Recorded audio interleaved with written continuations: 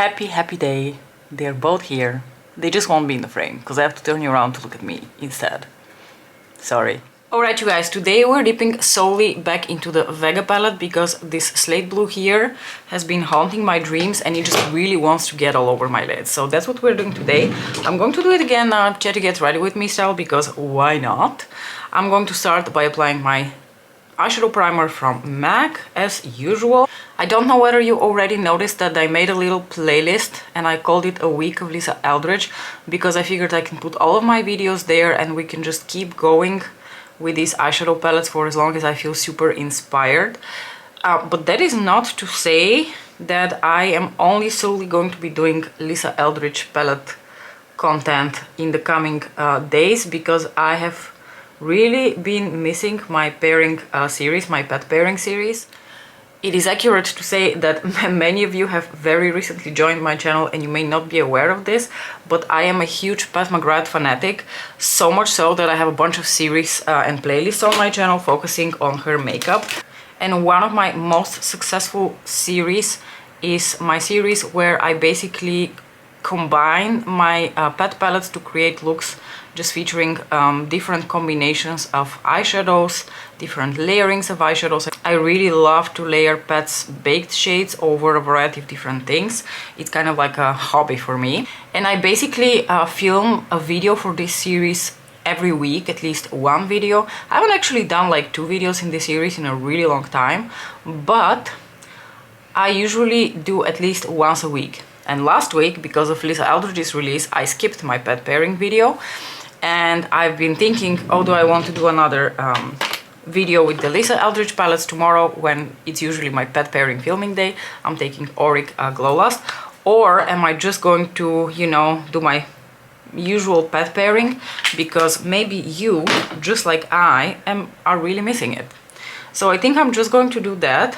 Let's not confuse you into thinking that I all of a sudden forgot my literal obsession with Pat McGrath Labs.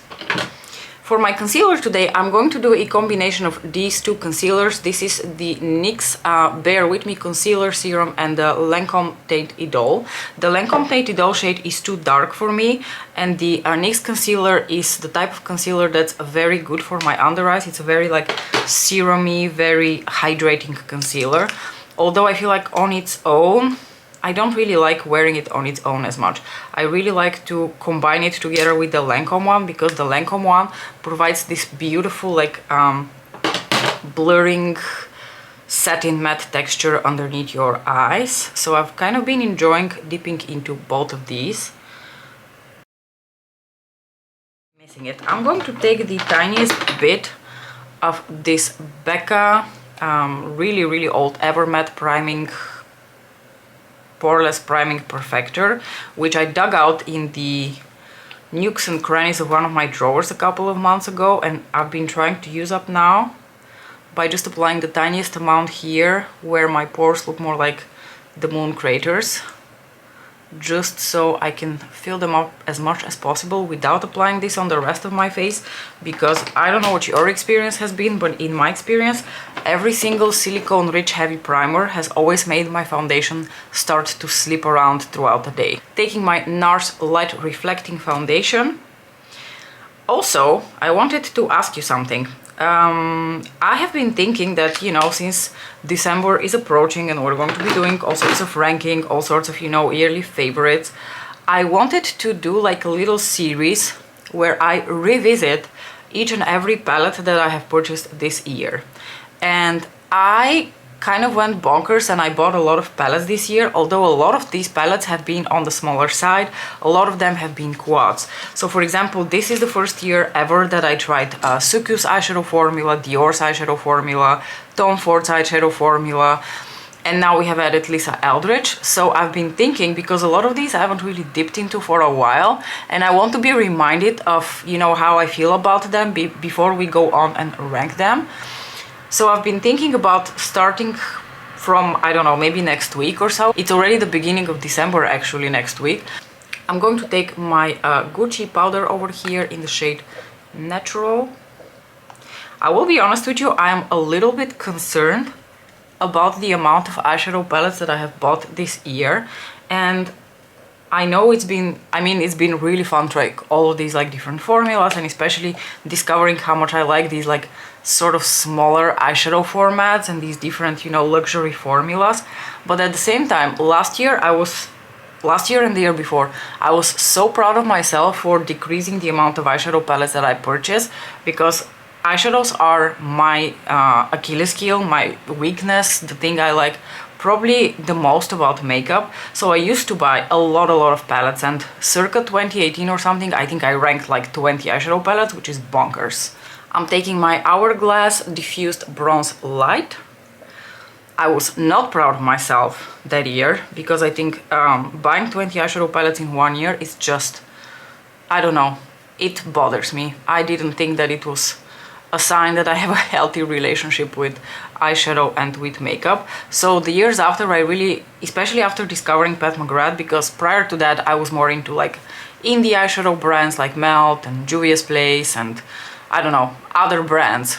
But then about that same year I also discovered Pat McGrath Labs, and all of a sudden it struck me that I would rather be purchasing only Pat McGrath palettes rather than all of these other palettes that can never really compare and are just going to stay in my drawers. So I've been trying to be really good about purchasing eyeshadow palettes from other brands impulsively, just because I really like the colors, or I'm attracted to that one color that's really sparkly.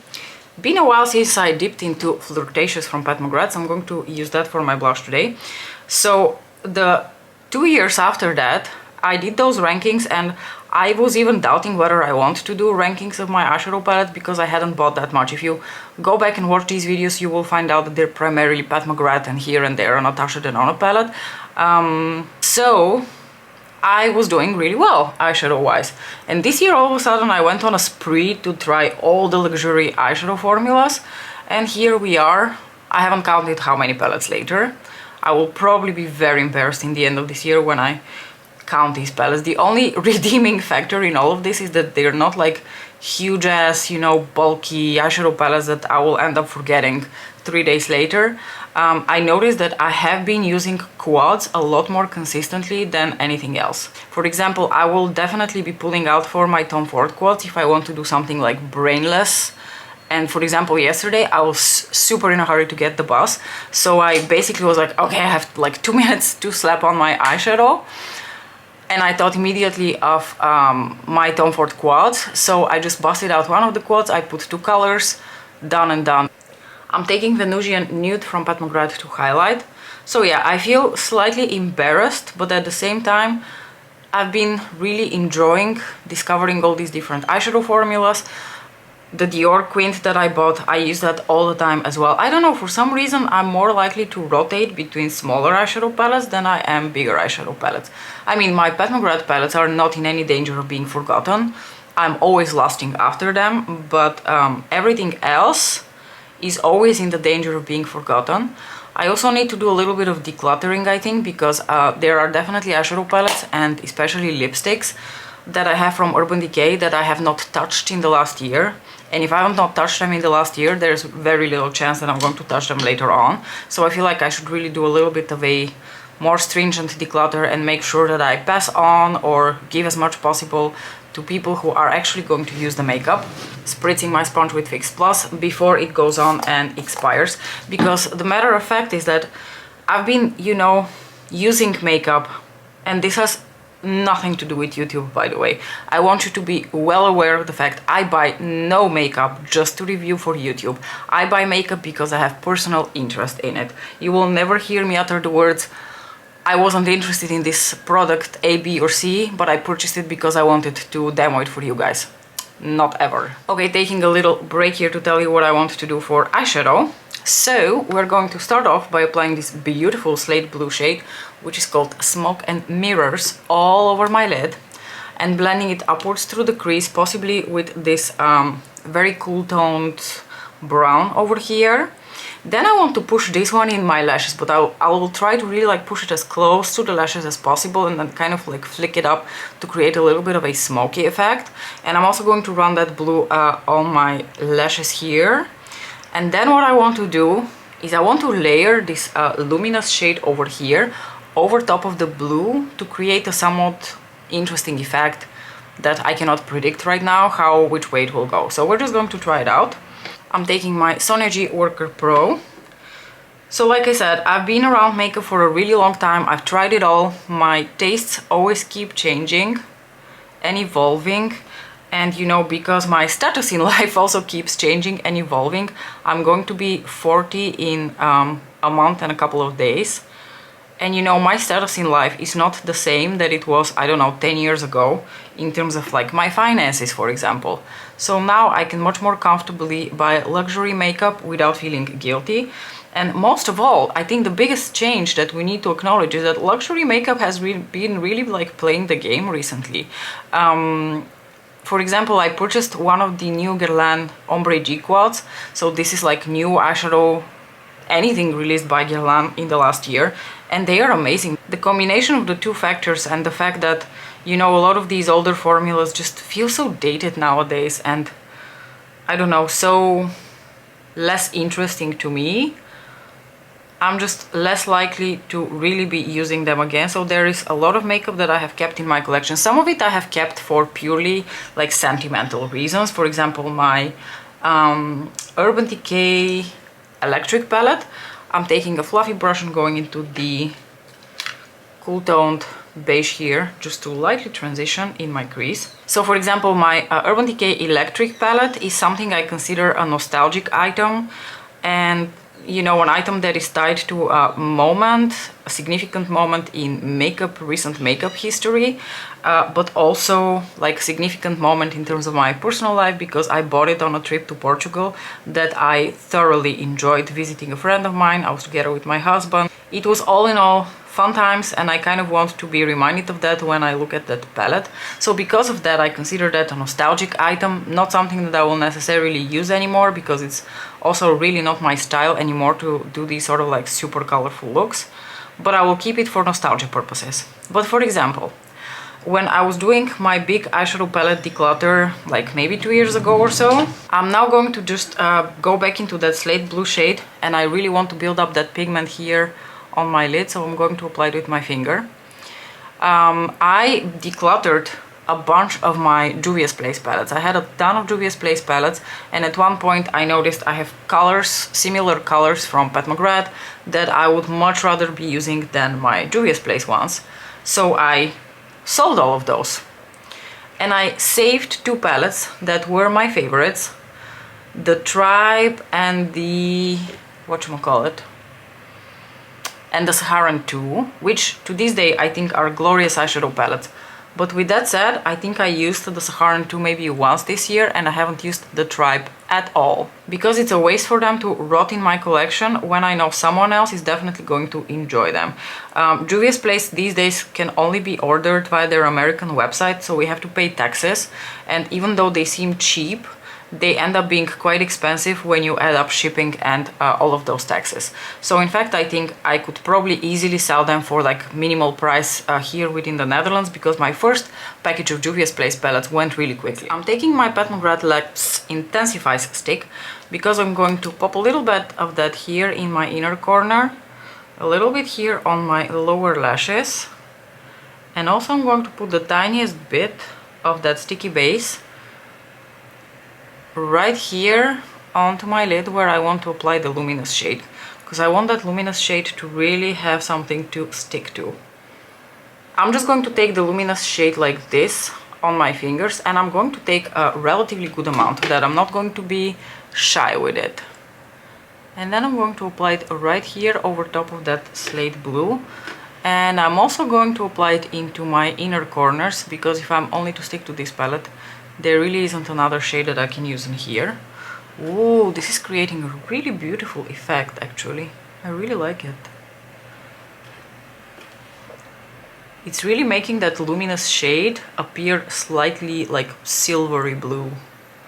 Alright, I'm going to take this tiny precision brush from Zoeva to apply this luminous shade also here into my inner corners, and I almost forgot that I was going to do the black eyeshadow. So after that I'm going to apply the black eyeshadow, hopefully more subtly, into my lashes.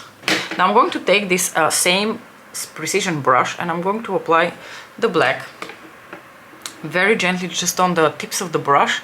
And then I'm going to work that right here into my lashes. Oh boy, I forgot to zoom you in, I'm sorry. Too little too late, but now I'm going to push that black shade right here. I'm going to take it slightly out in like a winged shape and just push it right here as close to the lashes as I possibly can. And then I'm going to just lightly smudge that together with the black. And it's just going to add the tiniest bit more of definition without really showing up too much, which is exactly what I want. I don't want too much of this black shade. I just want to create a little bit of definition in the outer corners.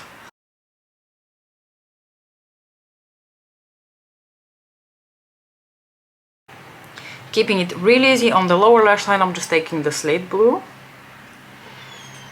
and applying that here to complete this sort of blue smoky eye.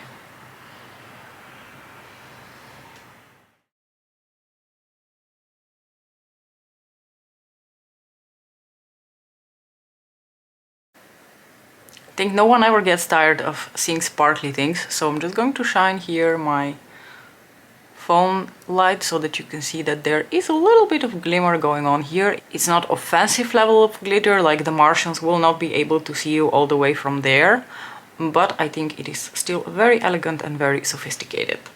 I really enjoy how this look turned out. Deliciously cool toned, deliciously like that slate blue shade. I think that slate blue shade is probably the best thing about this palette. Without this slate blue shade, there would have been absolutely nothing that unique about this color story and this curation of colors, but that slate blue is really what ties everything together so beautifully. For my lipsticks, I also chose one of the newly released colors. This is the shade Sorcery, which again my daylight is making appear a little bit warmer than it actually is, but trust me, it is a gorgeous color that really fits the rest of this grungy cool tones look. I'm going to leave it at that. If you have any thoughts about the rest of the ramblings that went on in this video, then please do share them in the comment section below. I will be heading off to work now. As usual, thank you so much for watching, and I will see you in my next video.